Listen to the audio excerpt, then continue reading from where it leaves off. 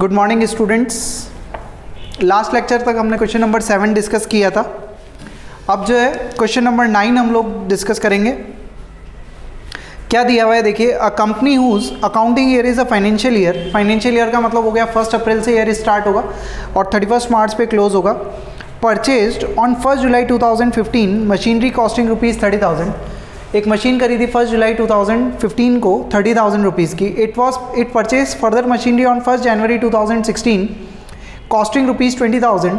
On 1 October 2016 costing 10,000। 3 machinery खरीद ली। 1 जनवरी 2016 को एक और मशीनरी खरीद ली और 1 अक्टूबर 2016 को फिर एक और मशीनरी खरीद ली। कितने की? 10,000 रुपीज़ की। आगे क्या बोला है? On 1 April 2017 one third of the machine installed on 1 July 2015 become obsolete and sold for ₹3,000। इस क्वेश्चन में देखिए क्या नई चीज़ है। इस क्वेश्चन में अभी तक जो हमने क्वेश्चंस किए, अगर मैं बात करूं तो हम लोगों ने क्या किया, मशीन अकाउंट बनाया, डेप्रीसिएशन कैलकुलेट किया। मिड ऑफ द ईयर में अगर जो मशीन परचेज करिए तो उस पर डेप्रीसिएशन कैसे कैलकुलेट करना है वो सब सीखा। लास्ट लेक्चर में हमने असेट को सेल परचेज करना सीखा, उस पर प्रॉफिट लॉस कैलकुलेट करना सीखा है ना। यहाँ पे क्या हो रहा है कि पूरी की पूरी एसेट सेल नहीं कर रहे हैं हम। एक मान लीजिए पूरी मशीन है, उसका कुछ पार्टी क्या कर रहे हैं हम लोग, सेल कर रहे हैं। समझ रहे? तो यहाँ पे क्या करा, पूरी मशीन को सेल नहीं करी, जो पूरी मशीन है उसका कुछ पार्ट 1/3 पार्टी क्या किया हमने, सेल किया। तो इस कंसेप्ट को बोला जाता है बेटा पार्ट ऑफ मशीनरी को अगर अपन सेल करते हैं तो किस तरीके से डीलिंग करनी है, किस तरीके से अकाउंटिंग करनी है। आगे देखो क्या दिया हुआ है क्वेश्चन के अंदर। आगे देखिए क्या दिया हुआ है, show the machine account, show how the machine account would appear in the books of company it being given that machinery was depreciated by fixed instalment method at 10% per annum. SLM method लगा रहे हैं कितना, 10% per annum. What would be the value of machinery account on 1 अप्रैल 2018। तो वो वैसे भी हम लोग कैलकुलेट कर ही लेंगे। जो 31 मार्च 2018 की वैल्यू होगी वो 1 अप्रैल। 3 साल का अकाउंटिंग करना है आपको और फिक्स्ड इंस्टॉलमेंट मेथड से, ठीक है। अच्छा 31 मार्च को ईयर एंड हो रहा है ना, तो 1 अप्रैल 2018 की वैल्यू निकालनी है अपने को। स्टार्ट करते हैं।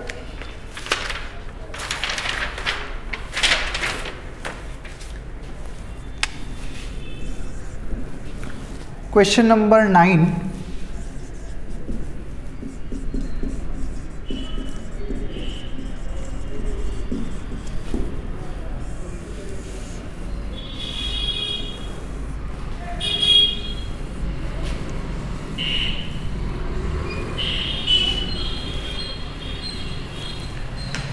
सबसे पहले आपने मशीन खरीदी है 1 जुलाई 2015 को, तो ये 1 जुलाई 2015 को क्या लिखेंगे हम लोग, टू बैंक, और यहाँ लिख देंगे क्या, M1।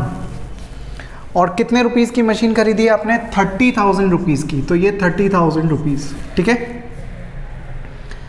इसके बाद आपने नेक्स्ट मशीन खरीदी है 1 जनवरी 2016 को, तो इसी ईयर में काउंट होगा क्योंकि ईयर एंड कब होने वाला है बेटा, 31 मार्च 2016।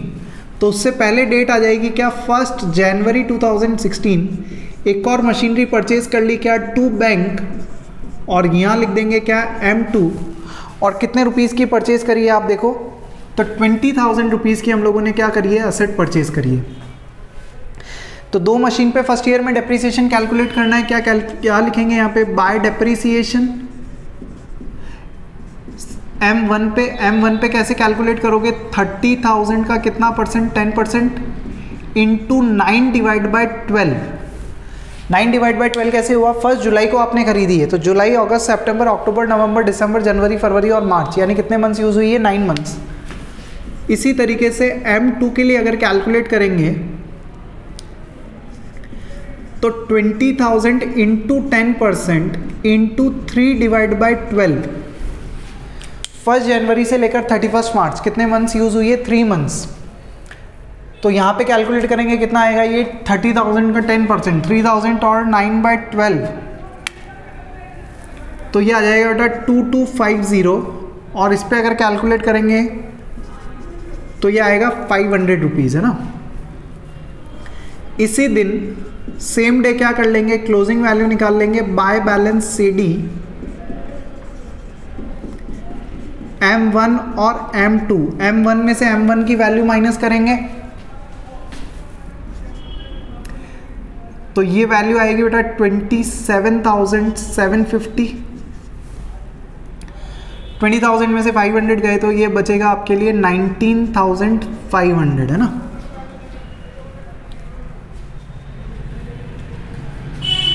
फर्स्ट ईयर के लिए जो क्लोजिंग बैलेंस है वो सेकंड ईयर के लिए क्या बनेगा, ओपनिंग बैलेंस 1,416 को यहाँ लिखेंगे आप to balance BD M1 M2 27750 और यहाँ लिखेंगे बेटा 19,500। सेकेंड ईयर में 1 अक्टूबर 2016 को आपने एक और मशीनरी परचेज कर ली। 1 अक्टूबर 2016 को एक और मशीनरी परचेज कर ली तो टू बैंक और ब्रैकेट में लिख देंगे M3 और कितने रुपीज़ की परचेज करिए तो 10,000 रुपीज़। यहाँ वैल्यू लिख देंगे कितनी, 10,000 रुपीज़। 31 मार्च 2017 को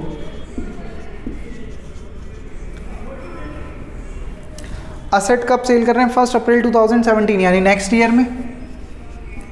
तो पहले बाय डेप्रीसिएशन M1 M2 और M3। M1 पे डेप्रीसिएशन कितना इस बार पूरे साल का 30,000 का 10% यानी 3,000 रुपीज़। M2 पे कितना 20,000 का 10% यानी पूरा 2,000 रुपीज़। M3 पे कितना लगेगा 10,000 का 10% इंटू 6 डिवाइड बाई 12, 6 मंथ के लिए लगेगा ना, तो 10,000 का 10% इंटू 6 डिवाइड बाई 12, इसका मतलब कितना हो जाएगा ये 500 रुपीज़। 31 मार्च 2017 के दिन क्या कैलकुलेट कर लेंगे, by balance CD M1 M2 और M3 के लिए इसकी वैल्यू रह जाएगी आपके लिए 24,750, 17,500 और ये रह जाएगी वैल्यू कितनी 9,500। 31 मार्च 2017 की जो वैल्यू है वो 1 अप्रैल 2017 के लिए क्या हो जाएगी, यानी नेक्स्ट ईयर के लिए क्या हो जाएगी, opening value to balance BD M1 M2 और M3। ये वैल्यू रह गई कितनी 24,750, 17,500 और 9,500, है ना। क्लियर। ईयर एंड, अच्छा 1 अप्रैल 2017 को ही आप लोगों ने क्या कर दिया, असेट को सेल कर दिया। क्या लिखेंगे, बाय बैंक M1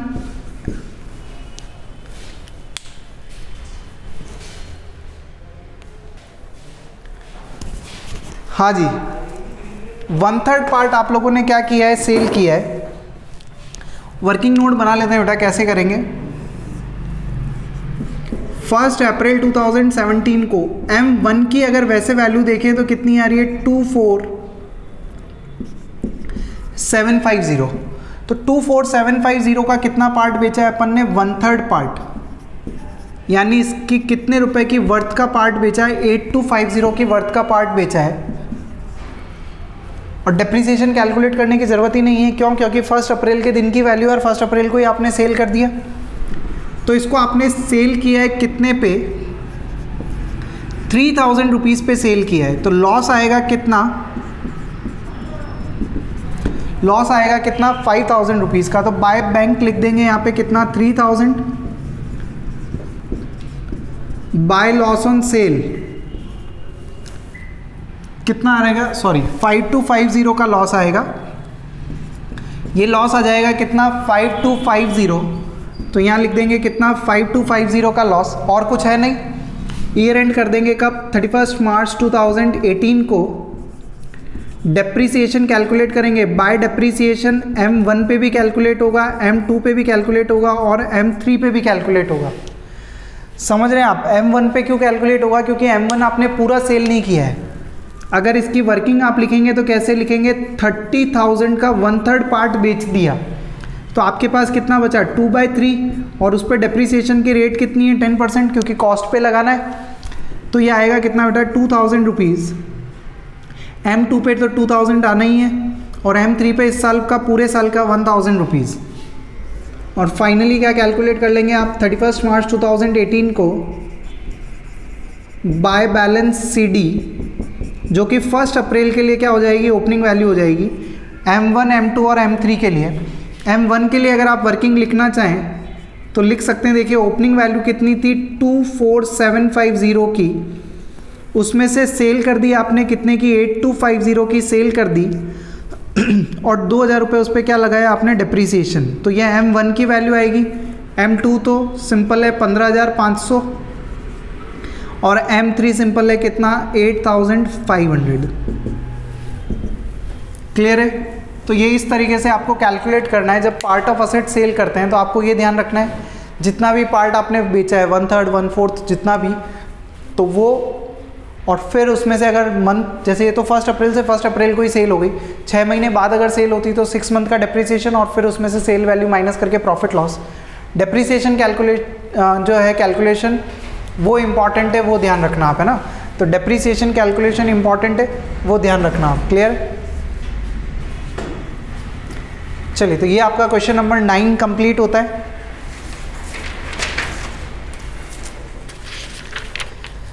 नेक्स्ट देखिए बेटा, क्वेश्चन नंबर 10 दिया हुआ है आपको। क्वेश्चन नंबर 10 क्या दिया हुआ है आपको? On 1 July 2015 a company limited purchase second hand machinery for ₹20,000 and spend ₹30,000 on reconditioning and installing it. 20,000 रुपये की मशीन खरीदी, 3000 का इंस्टॉलेशन वगैरह लगा, तो कितना हो गया 23,000। On 1 January 2016 the firm purchase a new machinery worth 12,000। एक और नई मशीन खरीदी, कितने रुपीज़ की? 12,000 रुपीज़ की। On 30 June 2017 the machine purchase on 1 जनवरी 2016, यानी सेकंड मशीन को सेल किया इस बार कितने रुपए में? 8,000 रुपये में। And on 1 July a fresh plant was installed. और फ्रेश प्लांट के लिए पेमेंट कैसे कैसे किया है देखिए आप। 1 जुलाई को पेमेंट किया है 5,000 का, 30 जून को 6,000 का, और 30 जून 2019 को कितने का? 5,500 का। अगर आप टोटल करेंगे तो इसका परचेज प्राइस आ जाएगा। भले ही आपने पार्ट पेमेंट किया है, लेकिन प्लांट की कॉस्ट उस टाइम पे कितनी है वो आपको देखना पड़ेगा। तो कितनी है? 11,000 प्लस 5,500, यानी टोटल कॉस्ट कितनी हो गई बेटा? 11,500। और उसमें लिख रखा है payment in 2018-19 including interest of ₹1,000 and 500 respectively. तो क्या इस क्वेश्चन का पॉइंट है वो आप समझिए। डेप्रीसिएशन की rate 10% on original cost SLM है, और आपको क्या करना है? मशीन अकाउंट बनाना है 31 मार्च 2018 तक के लिए। आप समझना 3 साल की अकाउंटिंग करनी है। लेकिन जो इस क्वेश्चन का इंपॉर्टेंट पार्ट है वो क्या, बाकी ऊपर की 2 मशीन्स में तो कोई प्रॉब्लम नहीं है, परचेज करी है फिर उसको सेल किया है तो प्रॉफिट लॉस वगैरह कैलकुलेट करना है। लेकिन जो लास्ट प्लांट आपने परचेज किया है वो कैसे परचेज किया? आपने इंस्टॉलमेंट के अंदर परचेज किया है। इंस्टॉलमेंट के अंदर परचेज किया है तो जो इंस्टॉलमेंट आपने पे करी है उसके ऊपर क्या पे किया आपने? इंटरेस्ट का अमाउंट भी क्या किया है? पे किया है। लेकिन एक चीज़ आप हमेशा याद रखो, जब भी हम किसी मशीन को, किसी एसेट को खरीदते हैं, और अगर आपने उसको इंस्टॉलमेंट में ख़रीदा है तो उसके ऊपर लगने वाला इंटरेस्ट जो होता है ना, वो कभी भी उस मशीन की कॉस्ट में ऐड नहीं होता है। जो हमारा ये क्वेश्चन करने का पर्पज़ है वो सिर्फ यही, जो समझने का पर्पज़ है वो सिर्फ यही है कि जब भी आप कोई मशीन खरीदें इंस्टॉलमेंट में, उसका पेमेंट, पार्ट पेमेंट आप थोड़ा थोड़ा करके अगर कर रहे हैं, और उसके ऊपर अगर किसी तरह का इंटरेस्ट का पेमेंट अगर हम लोग कर रहे हैं, तो वो कभी भी हमारे क्वेश्चन में असेट की कॉस्ट का पार्ट नहीं बनेगा। क्लियर है? तो ये इंपॉर्टेंट पार्ट है इस क्वेश्चन में। जितनी भी कॉस्ट आ रही है 5,000 प्लस 6,000 प्लस 5,500 यानी 11,500, उसमें से 1,500 रुपये इंटरेस्ट के, 1,000 और 500 का जो इंटरेस्ट है वो हटा देंगे, तो एक्चुअल मशीन की कॉस्ट कितनी है? 10,000 रुपीज़। उसी को ही अपन क्या करेंगे? रिकॉर्ड करेंगे। क्लियर है? बाकी का पेमेंट अपन बाद में कर रहे हैं तो उससे कोई दिक्कत नहीं है, लेकिन टोटल पेमेंट में से इंटरेस्ट का अमाउंट अपने को क्या करना है? रिमूव करना है। क्लियर? तो क्या करना है? The company right of depreciation दिया हुआ है 10%, और मशीन अकाउंट बनाना है कितने? 3 साल का मशीन अकाउंट बनाना है, तो बना लेते हैं।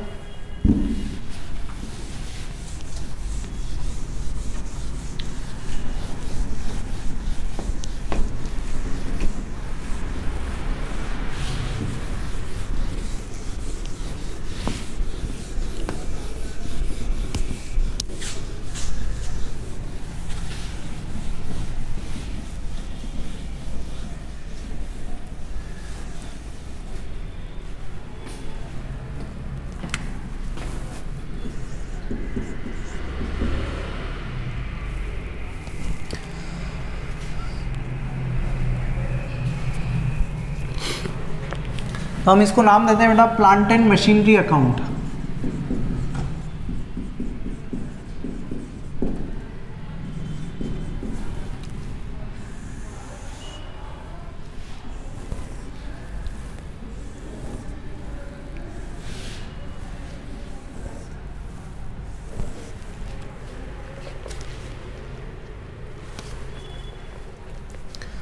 फर्स्ट जुलाई 2015 को हम लोगों ने एसेट खरीदी है, तो ये 1 जुलाई 2015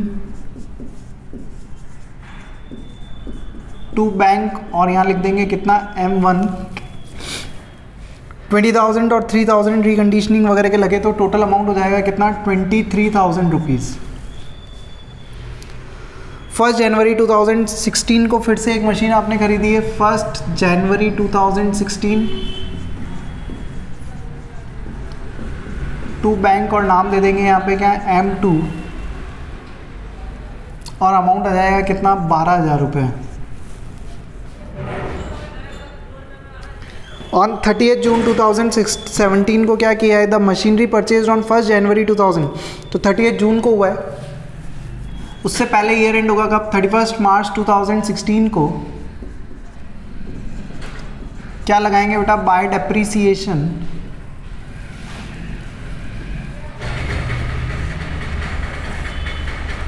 बाय डेप्रीसिएशन किस किस पे, M1 पे और M2 पे। M1 पे कितना 23,000 का डेप्रीसिएशन की रेट दी हुई है 10% 9 मंथ के लिए, और यहाँ 12,000 का 10% 3 मंथ के लिए। फिर बैलेंस निकल जाएगा 31 मार्च 2016 को बाय बैलेंस CD, M1 और M2 का बैलेंस हम लोग कैलकुलेट कर लेंगे। क्लियर? तो देखिए कितना आता है डेप्रीसिएशन, हम लोग कैलकुलेट करते हैं।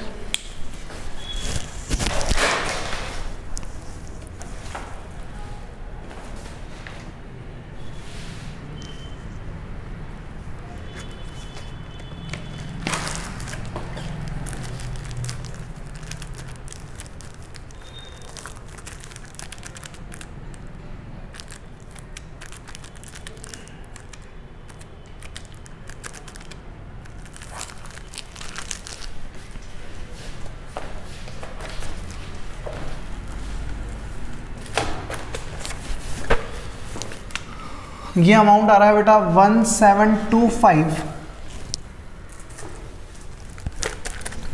और ये कैलकुलेट करेंगे हम लोग 12,000 का 10% इंटू 3 डिवाइड बाई 12, तो ये अमाउंट आएगा बेटा 300 रुपीज़। क्लियर है?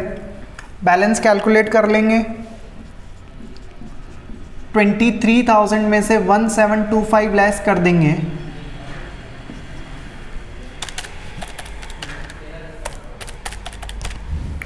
तो ये वैल्यू बचेगी कितनी 21,275, और 12,000 में से 300 माइनस कर देंगे तो वैल्यू बचेगी कितनी 11,700। जो फर्स्ट ईयर के लिए क्लोजिंग बैलेंस है, सेकेंड ईयर के लिए क्या बनेगा 1/4/16 के लिए opening balance, to balance BD M1 और M2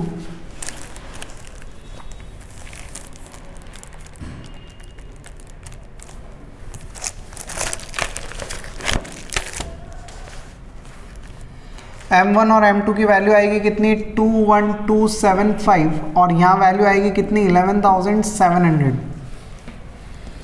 फिर क्या किया है आपने, देखो ऑन 30 जून 2017 को, तो एक साल और ईयर एंड हो जाएगा अभी, तो 31 मार्च 2017 को क्या कैलकुलेट कर लेंगे, बाय डेप्रीसिएशन M1 पे और M2 पे। इस बार तो पूरी कॉस्ट पे 23,000 का 10% यानी 2300, और 12,000 का 10% यानी 1200। 31 मार्च 2017 को बाय बैलेंस CD M1 और M2, M1 का बैलेंस निकलेगा 21,275 माइनस 2300 यानी 18,975, और ये निकलेगा 11,700 माइनस 1200, तो ये वैल्यू बचेगी कितनी, 10,500। सेकेंड ईयर का क्लोजिंग थर्ड ईयर के लिए क्या बनेगा, ओपनिंग बैलेंस 1,417 को to balance BD M1 and M2 18,975 और सेकेंड की वैल्यू है कितनी, 10,500। 30 जून 2017 को आपने क्या किया है, क्या बोला है क्वेश्चन ने, on 30 June 2017 the machinery purchase on 1 जनवरी 2016, यानी सेकंड वाली जो मशीन है उसको सेल किया कितना पे बेटा, 8,000 रुपीज़ पे। तो यहाँ लिखेंगे पहले बाय बैंक और लिखेंगे क्या, M2 सेल करिए इस बार, और कितने रुपीज़ में सेल करिए, 8,000 रुपीज़ में।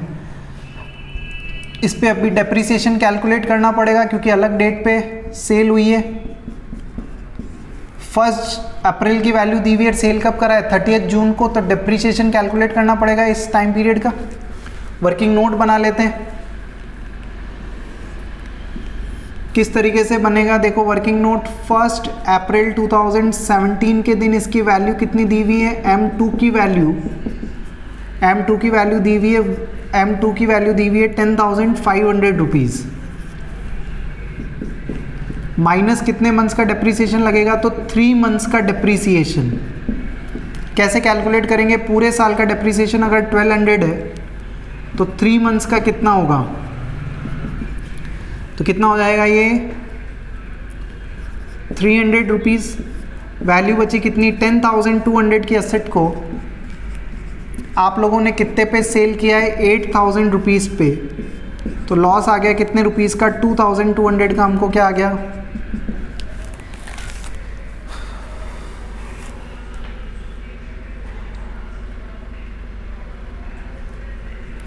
लॉस आ रहा है कितना, 2,200 का। ये 2,000 सॉरी, पहले डेप्रीसिएशन लिखेंगे कितना, 300 रुपीज़, और फिर बाय लॉस ऑन सेल, ये लॉस आ गया आपको कितने का,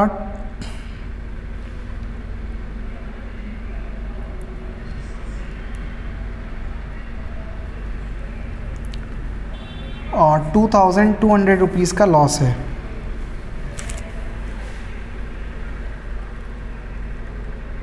क्लियर है ये। इसके बाद आपने 1 जुलाई 2017 को एक नई मशीन खरीदी है,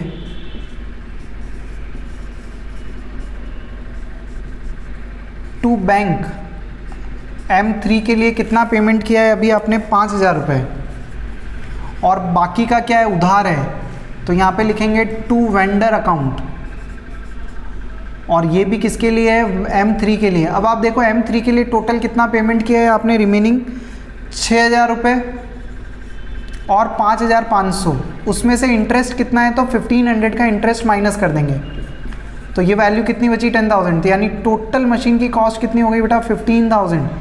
M3 की अगर अपन कॉस्ट की बात करें तो कितनी हो गई, 15,000 रुपीज़। ईयर एंड आएगा, डेप्रिसिएशन कैलकुलेट कर लेंगे 31 मार्च 2018 के दिन।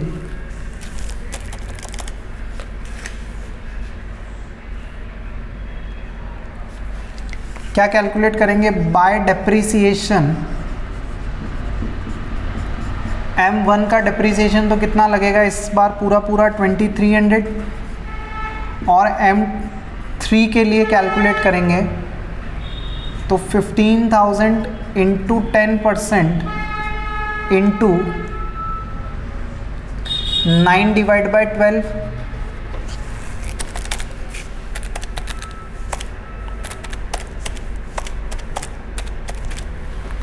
तो ये आएगा कितना, 1,125 आ रहा है। 31 मार्च 2018 के दिन ही क्या कैलकुलेट कर लेंगे, बाय बैलेंस CD M1 और M3 का। M1 की वैल्यू कितनी है, 18,975 में से 2,300 यानी 16,675, और M3 की वैल्यू कितनी है, टोटल 15,000 रुपये, 15,000 में से 1,125 का डेप्रिसिएशन यानी कितना बचा, ये 13,875, और ये क्वेश्चन आपका क्या हो गया, कंप्लीट हो गया।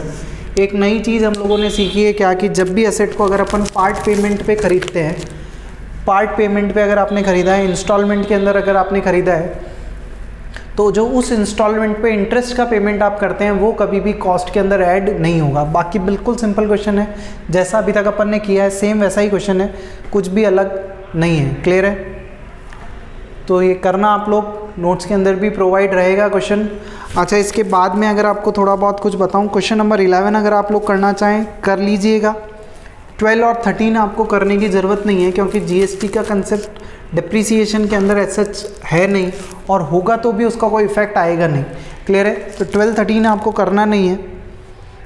फिर प्रोविज़न फॉर डिप्रिसिएशन अकाउंट बाद में अपन डिस्कस करेंगे कभी, और 16 क्वेश्चन भी आप रहने दीजिएगा। जो नेक्स्ट मेथड अब हम लोग डिस्कस करेंगे वो है रिटर्न डाउन वैल्यू मेथड, है ना। जो नेक्स्ट लेक्चर से हम लोग स्टार्ट करेंगे वो है रिटर्न डाउन वैल्यू मेथड। तो आपको 9-10 करना है। क्वेश्चन नंबर 11 आप लोग होमवर्क कर सकते हैं, कोई दिक्कत नहीं है। क्लियर है? क्वेश्चन नंबर 8 भी अगर आप करना चाहें तो उसमें पार्ट ऑफ मशीन जैसा सेल हो जाएगा। उसने 5 वैन वगैरह खरीदी है, तो 1/5 वैन आप कह सकते हैं, 5 वैन्स खरीदी थी, उसमें से एक बेची, तो 1/5 जो असेट है वो उसने क्या करी है, सेल करी है। तो 1/5 अगर असेट उसने सेल करी है तो उसके लिए आप कैलकुलेशंस कर सकते हैं। और क्वेश्चन नंबर 8 भी अगर आप चाहें तो आपसे सॉल्व हो जाएगा। 4/5 आई थिंक आप लोगों ने किया होगा, 9th हम लोगों ने किया, 10th हम लोगों ने किया, 11th आप लोगों को करना है। उसके बाद वाले क्वेश्चंस नहीं करने। नेक्स्ट लेक्चर में हम लोग डेप्रीसिएशन का जो नेक्स्ट मेथड है WDV मेथड वो डिस्कस करेंगे। नोट्स ये आप लोगों को मिल ही जाएंगे थ्योरी के अंदर। क्लियर? चलिए, थैंक यू बेटा।